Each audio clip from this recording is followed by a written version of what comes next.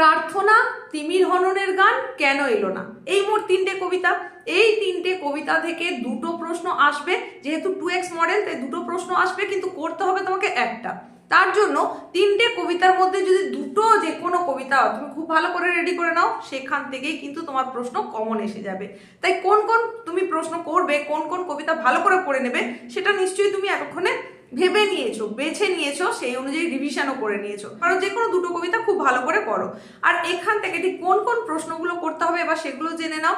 প্রথমেই বলে দেবো, প্রার্থনা কবিতা থেকে তোমরা কি কি করবে জেনে নাও।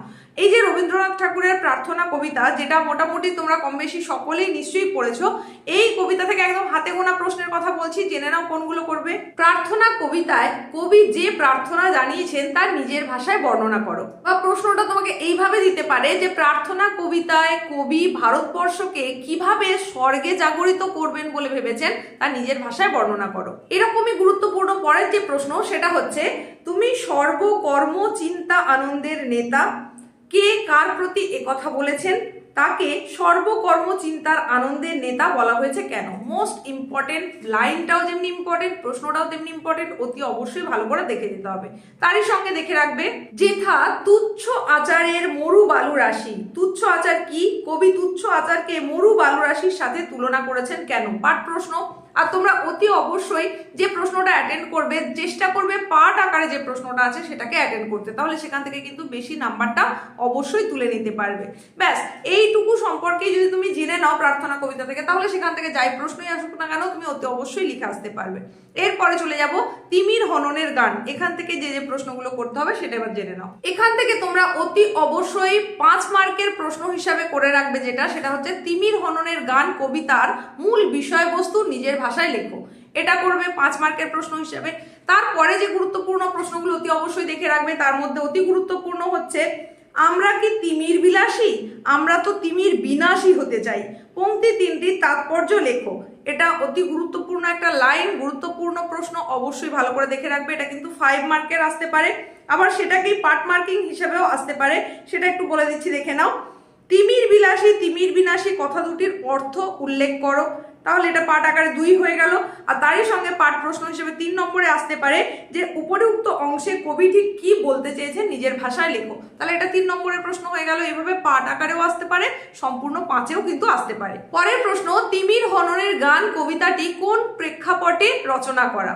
পরের প্রশ্ন গুরুত্বপূর্ণ প্রশ্ন, সেই এক ভোরবেলা শতাব্দীর সূর্যের নিকটে। কোন ভোরবেলার কথা বলা হয়েছে? শতাব্দীর সূর্যের নিকটে যা ঘটেছিল তা নিজের ভাষায় লেখো। এটাও পাঠ আকারে প্রশ্ন। পরের গুরুত্বপূর্ণ প্রশ্ন হচ্ছে, তিমির হননের গান কবিতায় কবির ইতিহাস চেতনা কিভাবে প্রকাশ পেয়েছে তা নিজের ভাষায় বর্ণনা করো। এটা অবশ্যই পূর্ণ 5 নম্বরের প্রশ্ন। চলে যাচ্ছি পরের প্রশ্নে, মহানগরীর মৃগনাভি ভালোবাসি। কোন প্রসঙ্গে কবি কথা বলেছেন, কথাটির মধ্যে দিয়ে কবি কি বলতে চেয়েছেন তা বুঝিয়ে লেখো। পরের প্রশ্ন, সেই সব রীতি আজ মৃতের চোখের মতো। সেই সব রীতি বলতে কি? সেই সব রীতি মৃতের চোখের মতো বলা হয়েছে কেন। এই প্রশ্নটা অত্যন্ত গুরুত্বপূর্ণ প্রশ্ন। ব্যাস এই প্রশ্নগুলোই তোমরা এখান থেকে দেখে রাখো তিমির হননের গান থেকে। এরপরে বলবো কেন এলো না। এখান থেকে তোমরা করবে অবশ্যই গুরুত্বপূর্ণ প্রশ্ন হিসেবে যেটা দেখতেই হবে, সেটা হচ্ছে কেন এলো না কবিতার মূল বিষয়বস্তু সম্পর্কে যা জানো লেখো। এটা দেখে রাখবে, বা মূল ভাব বলতে পারে। তারই সঙ্গে সঙ্গে আরো একটা 5 নম্বরের প্রশ্ন হিসেবে করবে যে কোন প্রেক্ষাপটে কেন এলো না কবিতাটি রচিত হয়েছিল সেটা লেখো, বা কবিতার মূল বিষয়বস্তু এটা বলতে পারে। তারই সঙ্গে তোমরা অবশ্যই দেখে রাখবে লাইন তোলা প্রশ্ন হিসাবে, একটু এগিয়ে দেখবে বলে ছেলেটা রাস্তায় পা দিল। ছেলেটি রাস্তায় পা দিল কেন? রাস্তায় নেমে তার কি পরিণতি হলো। অত্যন্ত গুরুত্বপূর্ণ প্রশ্ন, অবশ্যই এটা দেখবে। তারই সঙ্গে দেখবে, বাপের আদরে মাথা খাওয়া ছেলের মতো হিজিবিজি অক্ষরগুলো এক গুঁয়ে অবাধ্য। কোন প্রসঙ্গে কথা বলা হয়েছে? ছেলেটির প্রত্যাশার পরিণতি কি হয়েছিল নিজের ভাষায় লেখো। এটা দেখে রাখবে। তারপরে যে প্রশ্নটা দেখবে সেটা হচ্ছে, সামনে ইতিহাসের পাতা খোলা।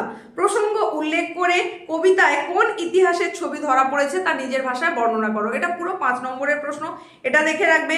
তারই সঙ্গে আরো একটা প্রশ্নের কথা বলবো যেটা তোমাকে দেখে রাখতে হবে, সেটা হচ্ছে, কেন এলো না কবিতায় প্রিয়জনের না ফিরে আসার যন্ত্রণা কিভাবে ফুটে উঠেছে তা বর্ণনা করো।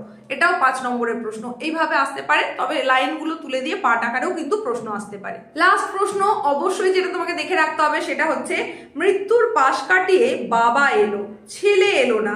মৃত্যুর পাশ কাটিয়ে কথাটির তাৎপর্য ব্যাখ্যা করো, ছেলে না আসার কারণ বর্ণনা করো। এই হচ্ছে প্রশ্ন যেগুলো অতি গুরুত্বপূর্ণ কবিতা পোর্শন থেকে, সেগুলো বলে দিলাম লাস্ট মিনিট সাজেশন হিসাবে। তোমরা অতি অবশ্যই ভালো করে দেখে যাও। প্রত্যেককে আমার এবং চ্যানেলের তরফ থেকে অনেক অনেক শুভকামনা জানাই। প্রত্যেকের পরীক্ষা খুব ভালো হোক। Best of luck.